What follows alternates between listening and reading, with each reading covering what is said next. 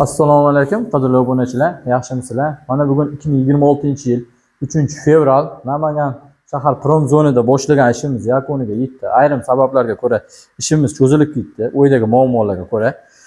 Bu yerga 22 talik qozonimiz bo'ldi. Bu yerga 100 litrlik qozonimiz bo'ldi, xudo xolasa. Kamrasxod ekonomishni ko'rsatib o'tasiz. Mana garajlaringni qoraytirmaydi. Mana ko'ylashga ham udobni 100 litrlikni, oldidan ham, orqadan ham ko'ylasa bo'ladi. Ko'rishinglar mumkin. Eshiklarimiz neobeshniy bo'ldi, oynali bo'ldi. Mana yoqqanmiz, ko'rishinglar mumkin. Mana eshigimiz ham hali selka, mana oynagida ko'rsatib o'ting. Oynagida qog'ozi bor. iPhone ni ochganda maza qiladi-ku, biz ham mashina ochganda bir maza qilaylik mana. Mana yoqqanmiz. Bismillahirrohmanirrohim. Tortimi? Mana Xudo xolasa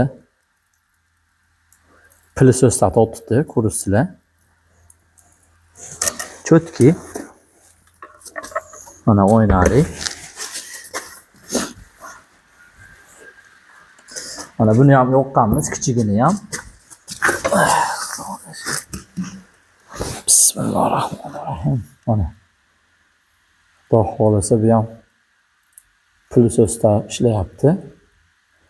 Kamrasxod ekonomishni o'ylaringlarni, navaslaringlarni qoraytirmaydi, xudo xolasa. Kimga shunaqa xizmatlar kerak bo'lsa, pastdagi raqamga murojaat qilishinglar mumkin. O'zbekiston, Tojikiston, Qozog'iston, Qirg'iziston, Rossiyagacha xizmatlarimiz bor. Albatta narx kelishilgan holatda. Xudo xolasa keyingi obyektimiz Toshkentda.